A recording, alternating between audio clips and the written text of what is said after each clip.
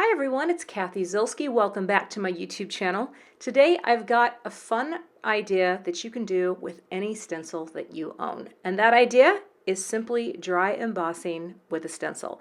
Stencils are great for adding ink colors or paint colors, but I think they're really fun when you use them as embossing tools to create a tone-on-tone look. So let's take a look at the products for this simple holiday card. The stencil that I am using is called Snowflakes, and this is a new stencil from Simon Says Stamp. And you can see all the snowflakes that could be used in any number of ways, but I thought it would make a cool background as a whole for embossing. So I've got that. And then I'm also going to add more snowflakes using this stitched snowflake die. Now this is an older die from Simon. I've had this for a while. It'll cut out great snowflakes. I'm also going to use a word and shadow die. This just says joyful, and it will cut out both the word and shadow. I've got a little bit of glitter cardstock in red.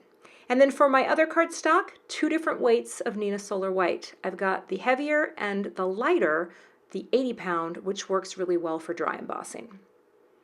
Now, my Spellbinders machine has the sandwich recipes, so here's how I do it. Stencil goes down first.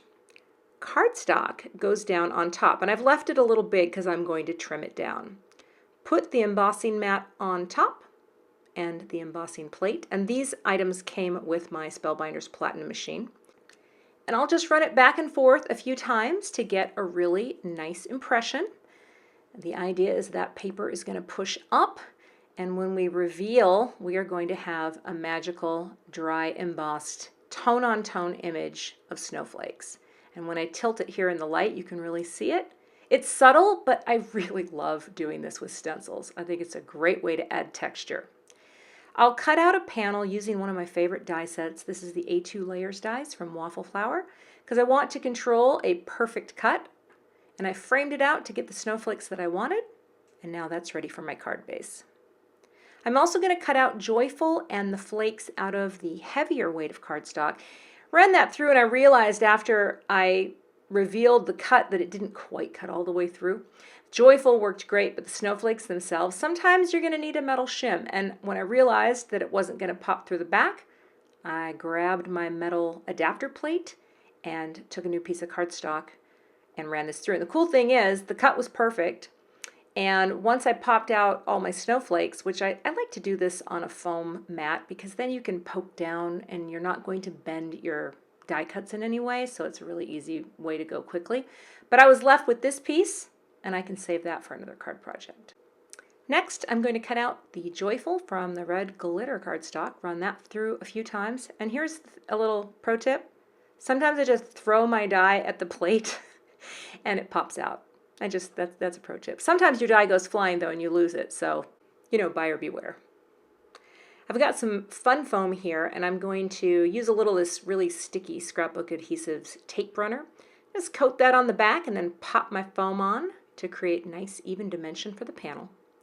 Then I'll use my liquid adhesive and just dot on little tiny dots to the back of the die cut and line the shiny red glitter up onto the shadow layer. Oh, I love that look. And of course, don't forget the dot, because I didn't lose it. Almost lost it, but there you go. And now I've got that shiny red glitter cardstock, and I didn't do anything extra, nothing special. I just lined that up. I felt that was a perfect amount of dimension. I'm going to prep my little piece of black cardstock here with the powder so that my embossing powder only goes where it should go. And I'm just creating a tiny little sub-sentiment. Going to sprinkle on my embossing powder here. Tap off the excess, and I'll brush off any excess powder, and then I'll heat set that off camera.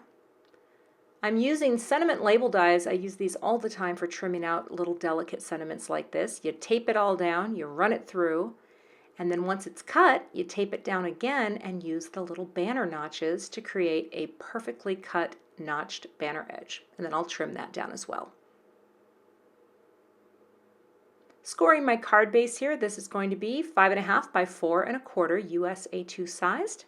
And of course I like to tape my card bases closed so they stay flat while I'm adhering my elements.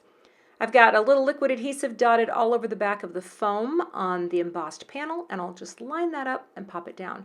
It definitely is a very white on white sort of design, but I am so partial to that look. Ah, I love it. I added some thin foam squares to the back of the Joyful so I could pop that up on the card base with just a little bit of dimension. And then I used the same foam squares on the back of my little All the Way. So Joyful all the way. Snowflakes are added with a little liquid glue, and again, they just create a little tone-on-tone dimension as well, and they're just cascading in and around on the card. And that is it. It is so simple, but I really love using stencils and then layering in other tone-on-tone type of elements like these snowflakes to create a very simple, elegant Christmas card. Thanks so much for watching, and I would love to have you become a subscriber to my channel. And if you do subscribe, be sure to hit that gray bell below so you don't miss the next time I post.